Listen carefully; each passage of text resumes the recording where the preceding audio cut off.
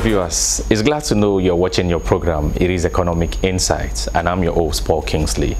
Now, in continuation with the ongoing report we are doing on infrastructure development in Nigeria, today we are spotlighting a company that are doing so well in the power sector. I'm talking of RAP Power Industries Limited. And on the program today, we shall be discussing with the general manager, and he is Rohit Kondroli. We're looking at the challenges, issues affecting the industry, and also how we can provide solutions to the power sector. It promised to be an interesting conversation. Sit back, relax. I'll be back after this time out.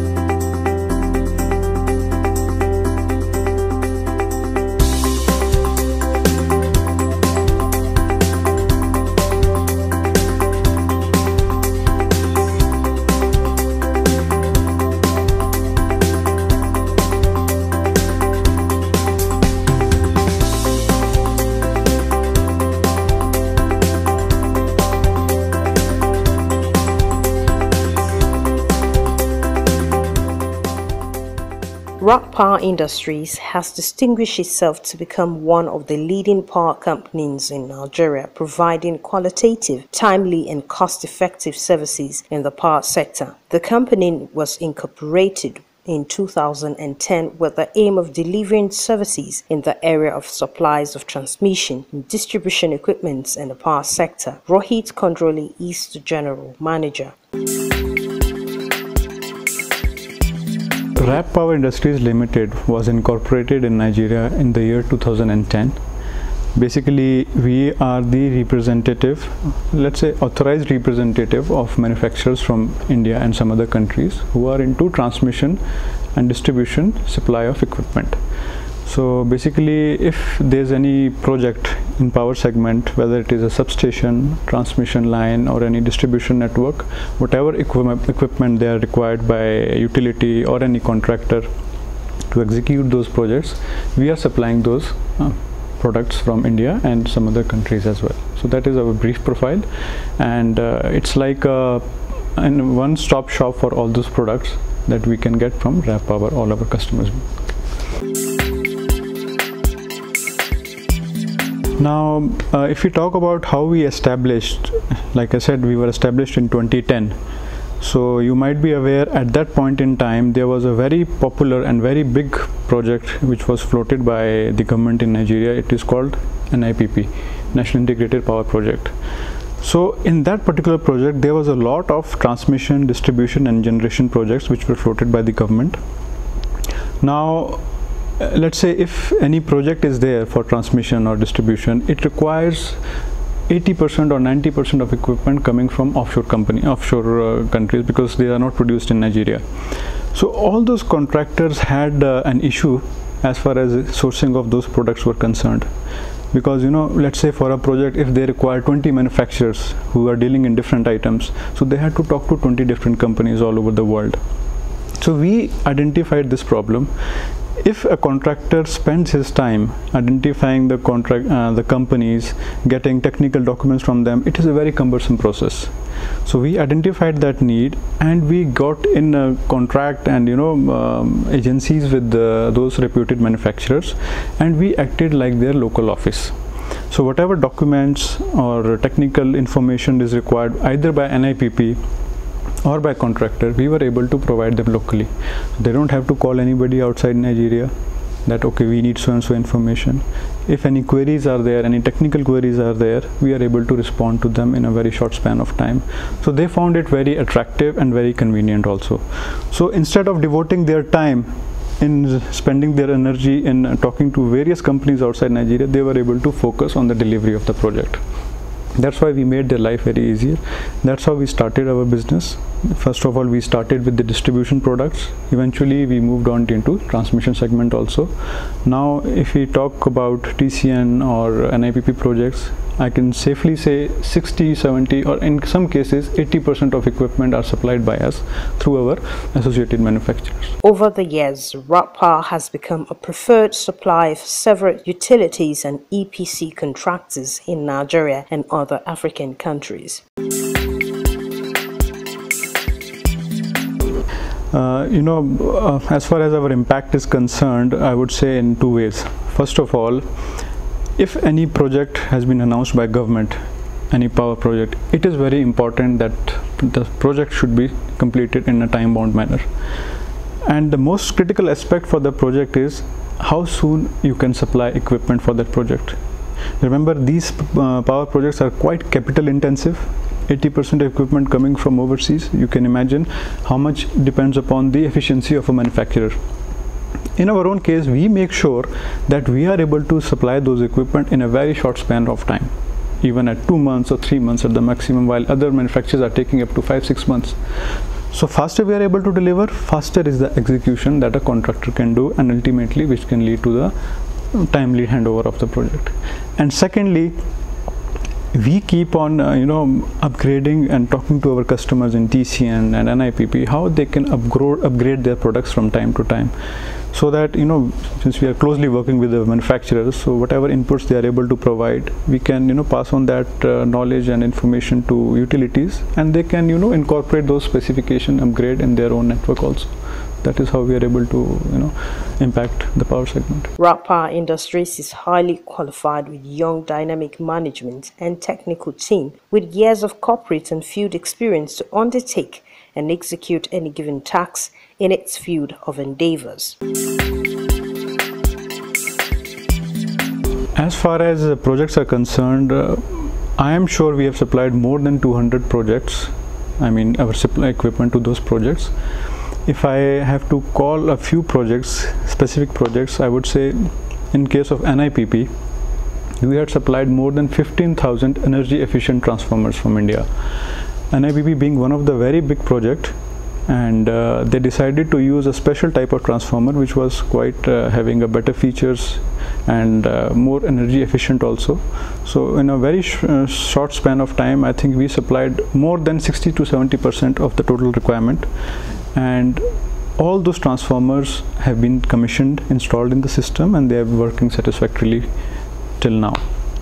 And apart from that, this was about distribution. If I talk about transmission, there is one specific project I would like to recall. It's Katsina Daura transmission line.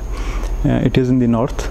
So that project had been lingering because of some reason the contractor or the manufacturer were not able to supply the transmission towers. So the management of TCN and NIPP jointly gave that contract to us that RAP Power should supply those towers, and we manufactured those towers in a short span of 2 months, 2.5 months. And we not just supplied, we cleared from the port, delivered to site, and eventually the contractor was able to execute the job, and it has been commissioned also. So like that, many jobs we are doing recently. For the last 3-4 years we have been on a periodic basis supplying 15 MVA and 7.5 MVA transformers to various communities through NIPP, and all of those transformers have been commissioned and serving the communities wherever they have been installed. I'm sure whenever you are into a business, you will definitely face some challenges. That's a part of life. But yes, if I talk about our own segment, since we cater to supply of equipment, I would say the most challenging part is clearing from the port and delivering it to our customers.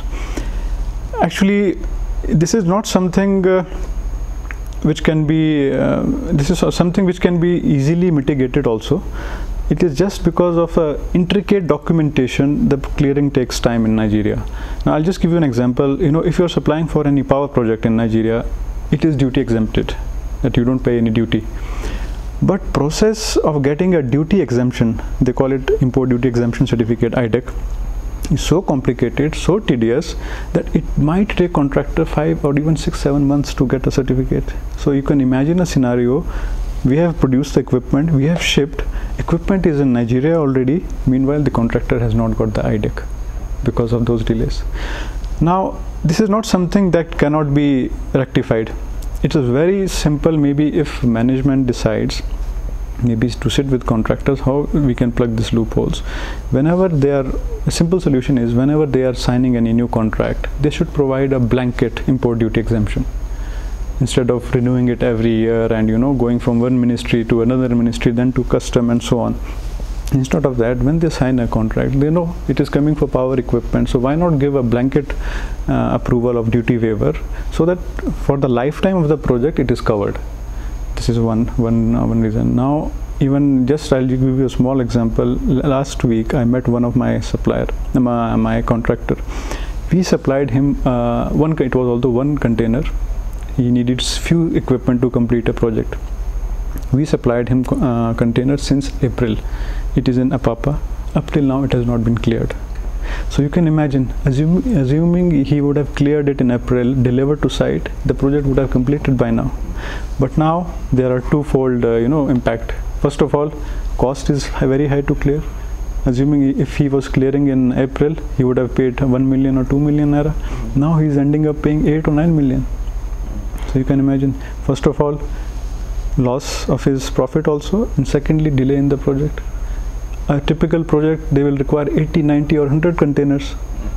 If he's spending extra on 5 million on each container just because of this issue, so you can imagine how will he sustain. So in other African countries, I always give example. We are supplying to East Africa also, Kenya, Tanzania and Malawi. No matter what the size of shipment, they are able to clear in 3 days, 4 days, maximum 5 days. Whether it is 1 container, 5 or 100 containers. So you can imagine the scale. So this is one area that can be worked upon. The ever-increasing demand and mega supply of energy in Nigeria has been a great challenge to our development. This situation is becoming critical, with increasing population not balanced by an adequate energy development program. The incessant power generation failure has grossly affected the economy, seriously slowing down development in rural and sub-rural settlements. Nigerian power sector has come a long way. Of course, many outsiders who are not into this power segment, they always say nothing is happening, but it's not like that. Government is investing money through budget also. If there are budgetary constraints, government is using World Bank funding, French government funding is also, the EU funding is there. So from last 6-7 years, they have been on and off funding those projects. So it's not to say that nothing is happening. So I'm sure it is just going to take its own time, because capital project, once you start, it's not that tomorrow you can deliver the project. So it takes time for you to see the result of those implementation of those projects. According to industry experts in the energy sector, the continuous electricity load rejection by distribution companies, DISCOs, could worsen the epileptic power supply and cause more economic loss to the country. Privatization, when the government decided to do the privatization, I'm sure it was with a good intention, but unfortunately some of the outcomes have not been as government might have anticipated. Privatization, as to say, is not a bad thing to do, because even in some countries, even in India, some cities have been privatized. But my personal take is that assuming instead of doing it nationwide, let's say if it was done on a pilot basis, one township or in one city or one state for that matter, and then they would have discovered where are the loopholes, then they would have taken course correction and then implemented nationwide. Okay, first of all, if the government is able to fund these, although we are not a contractor per se, because we are just the suppliers, but we whenever we interact with our contractor, they always have this complaint that their project is not being adequately funded. So let's say if any contract is signed, although the ideal project implementation time is 2 years, but because of funding gap, they're not able to deliver over a extended period of time. That is one area. Secondly, if the import processes can be simplified, I think a lot of projects can move. I'm sure government is trying to bring, if there is funding constraint, government is also trying to do some donor agencies to rope in those agencies to get funds, but I think it's a work in progress. So if government pays more attention to it, it can be resolved. Renewable energy is one of the upcoming and new alternative sources of energy, and the way Nigeria is situated, especially for solar, it's a good potential. because the solar radiation impact is good, so we can have a lot many projects that can be work on that renewable segment. But although we are not into that sphere directly, but when I talk to people who are the industry experts in solar segment or renewable, they have just few concern, maybe policy driven or security related. Normally when they talk about policy, whenever anybody is investing, of course he would like to recover the money. So he has to see that feasibility, that my money, my investment is safe in that. And most people talk about sovereign guarantee funds and that guarantee that in case their payments are stuck, so that they can get paid from government. But I think government is also trying to convince them, and even trying to rope in some other agencies like World Bank to provide some partial risk guarantees. So I'm sure it's just a policy issue, and already government has been signing so many PPAs over 1 gigawatt. So although they have not seen the day of light of day, so I think they must be discussing with government how to get over those impediments. And I won't quite agree to that statement. In fact, if you ask me, our equipment, 90 to 95% equipment we are supplying to local indigenous companies only. And whenever we are supplying equipment, they are able to deliver the jobs also. I would say they have some funding constraints because of which the project gets delayed. But I don't see that there is any paucity of any managerial or project implementation skills. They have been delivering the projects. Whenever I talk to any Nigerian young person or any person, so I always find them very innovative, very creative, and innovative they are. But I'm sure if there's a right kind of environment or right kind of mentorship is there, I'm sure they can do a lot of things. The only thing I would say is that they should not just look at being a job seeker, they should try to be a job creator also. So now the world is globalized. It's a day of internet, social media, so they can get a lot of ideas from one country or the other, what is happening in other countries, like in e-commerce space. They can try a lot of things. And one beautiful thing about IT is that it gives equal opportunities to everybody. So they can make good use of this platform and do great things. My name is Rohit Kandroli. I am the General Manager of RAP Power Industries Limited. We are based out of Abuja. Well, this is the time we permit us to say a very big thank you, sir. Thank you, it's been a pleasure. Thank you so much for Thank you. Glad to be here. Appreciate you. Thank you. Thank you so much. Thank you, sir. Thank you. Yes. Thank you.